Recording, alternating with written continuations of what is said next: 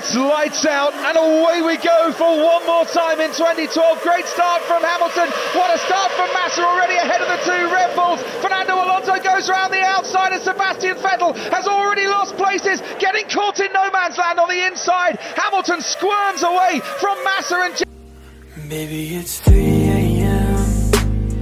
Had you on my mind, and it's not the first time we've gone through this. Jenson Button, Paul di Resta challenging Sebastian Vettel now as we ride on board down the Retroposta towards the Skido de Lago. It was a cautious start from the championship leader. It has not played out for him. Locking up and brakes, and there goes Kimi Räikkönen wide and off the track. And was that... it's a Red Bull. It's a Red Bull. It's Sebastian Vettel in the middle of the track. It's the worst possible scenario for Sebastian Vettel, who started on the second row and is now running right down at the bottom of the field. And once again on the opening lap and Interlagos, the championship is blown wide open. Damage on the left side pod. There's a lot of radiators in there as well. He'll feel low grip. Okay, someone hit me. I'm coming back. I think I have done it.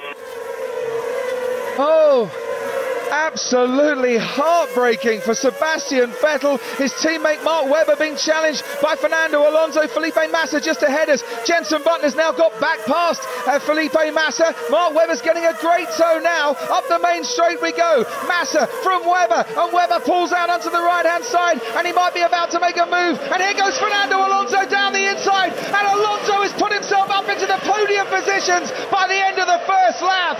And it is Alonso's game now in the World Championship with Vettel down. Sebastian, there's visible damage, but stay out to see how the car behaves. We cannot fix it. It's not front wing. We cannot fix the damage.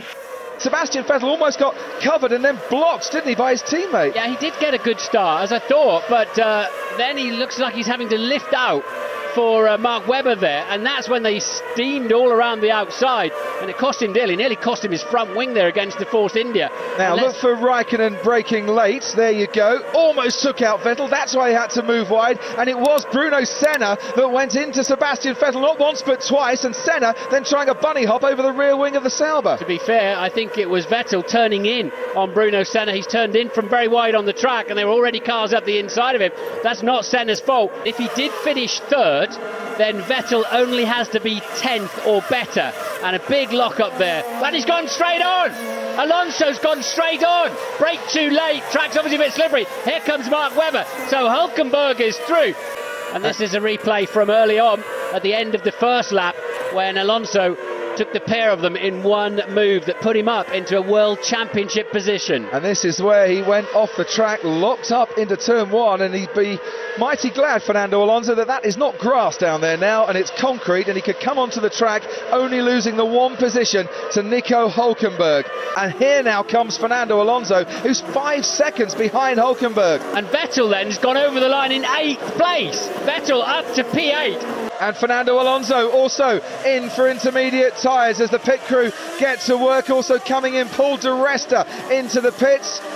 And was Sebastian Vettel in there just slightly longer than Fernando Alonso? It wasn't a bad stop from the Ferrari guys. Block 7th for Marussia. And there goes Sebastian Vettel. Great traction out of Jun Schau. And he's put himself up past Nico Rosberg and into 13th place.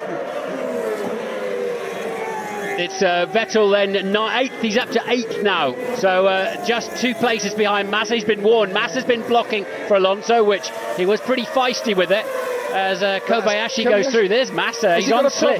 No, he's on slicks, don't forget. He's just struggling, I think, with tyre temperature now, Felipe Massa. Sebastian Vettel now down in 8th place. It's Kamui Kobayashi ahead of him. Into turn one we go now. Does he pop himself past Kobayashi?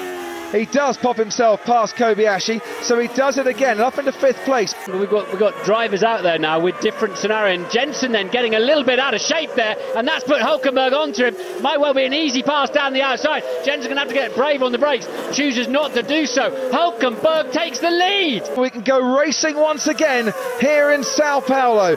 Jenson Button is probably a bit too far back to make a move into the first turn, but already behind Kobayashi has got a great start on Vettel. Mark Webber makes it 3 abreast going into the centre S's. Kobayashi on the inside, Webber's off the track. Kobayashi makes the place, and Webber loses about 4 of them into the first turn. Look at this, Raikkonen and Schumacher inches apart going through the centre S's. I think they might have just touched. How they didn't completely come to grief, heaven only knows, but 8 world titles between them. They're not bad drivers, really, are they? That was absolutely sensational. Might be the old boy's last race, but he's not going to yield to Kimi Raikkonen. He probably had to in the end. He had the inside line going into turn 1, trying to squeeze out, but of course he has to leave a car's width. They've lost 8 seconds to the leaders in this phase, as Vettel behind Kobayashi, and they're beginning to think we need to be past him.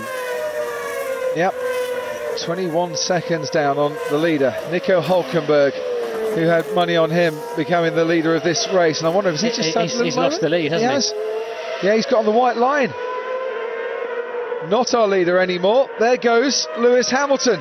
It's the same sort of drizzle-mizzle that's been in the air for the last 10 or 12 minutes. So, as Ferrari come out into the pits as well with a set of dry tyres. And Kimi Raikkonen looks to be trying to find a route home early, going off at Junshao. Luckily for him, that's where the support paddock is for the Porsche Super Cup, and he can get back onto the track again. Or it looks like there's a gate there. I was going to say, I never knew that was a route back onto the track, and it's not. Well, it is when they're about to have a Porsche race, because that's where they all come from, but they've obviously shut the gate now. How bizarre. Excuse me, does anybody know the way back to the racetrack? Look at that, Hülkenberg right on Hamilton. He is. Hamilton slowed by the back markers. He locks up. Hülkenberg might just go through here and back up into the lead. No, they've touched! And Hamilton and Hülkenberg come together. Damage for Hamilton and Hülkenberg. And the back markers getting in the way and seemingly ruining the afternoon for Hülkenberg and Hamilton as Button goes through. And Alonso into World Championship taking position then. There's Timo Glock on the right-hand side. Hamilton is now kind of caught in the middle, but he's got past Glock. As a little squirm there from Hülkenberg, and his slide went into Lewis Hamilton. That wasn't Hamilton's fault. It wasn't really Hülkenberg's fault. That's what happens on a greasy track. Lewis fancied coming inside the Caterham, and it's Hülkenberg out of control, and just half a spin and slams into the McLaren. Vettel goes for intermediates then. That looked a bit of a steady stop. We only picked the end of it up, but the 4 tyres weren't going on, and Kobayashi to Ted. It's a horrible stop for Sebastian Vettel. It all went wrong for Red Bull. He came into the pits, but no tyres were ready for him. It must have been a late call. The mechanics were in there, but they didn't know which tyres to bring out. They eventually brought out the intermediates. So Vettel's lost about 12 seconds there and is now on the intermediates. Fernando Alonso up into the podium places, but as the light, damp drizzle comes down, Alonso squirming. Oh, he's made a miraculous save to keep that car on the road. And that would have been horrible if it had spun to the left. They were just clearing Lewis Hamilton's McLaren away at the end of the pit lane. So intermediates look like they're very much in demand right now, because they can't, and the further you go, the more tyre temperature and pressure you'll lose.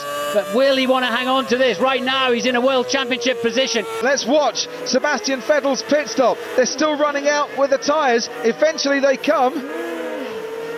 And just that must be seen like an age, maybe, to Sebastian Vettel. The blankets and everything. Alonso pits for his intermediates. That was a very slow lap from Fernando Alonso to get back into the pits. The track getting greasier and more damp all the time.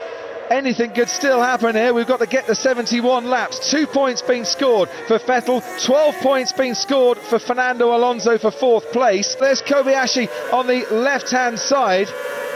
They're not playing around, is he? No, they're going to remember this race for a very long time to come, and that's when Kobayashi went wide and Vettel seized his chance.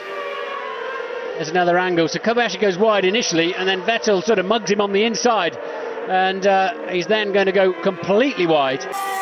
It's standing water that's the only reason you need to put the wets on, and that's for a reasonably short period of time. The intermediate tyre is a pretty magical thing in many respects, in that it will clear enough water and give you more contact patch on the road. Fernando Alonso is second, but Sebastian Vettel down in 7th place still keeps Vettel at the top of the Drivers' Championship. spray though is certainly getting heavier, as here's Sebastian Vettel. Michael Schumacher ahead of him. You can see the rain light blinking, but he can't see much more, can he? As he goes through turn 1 and down into the centre S's, getting very slippy. And that's where you see some of the rivers of rain that come across this track when it does get super wet here. Now he's got Schumacher in his sights. Is he going to have a little go as they pass Rosberg?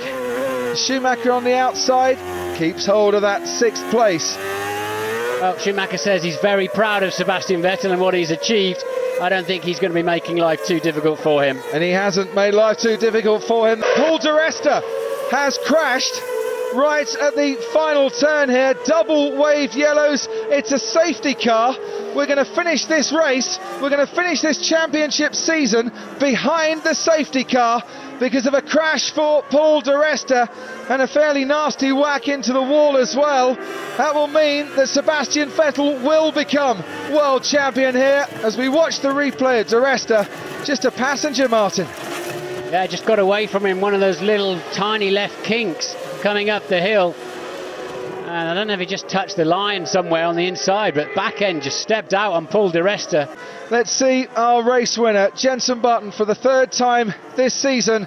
He's going to stand on top of the podium.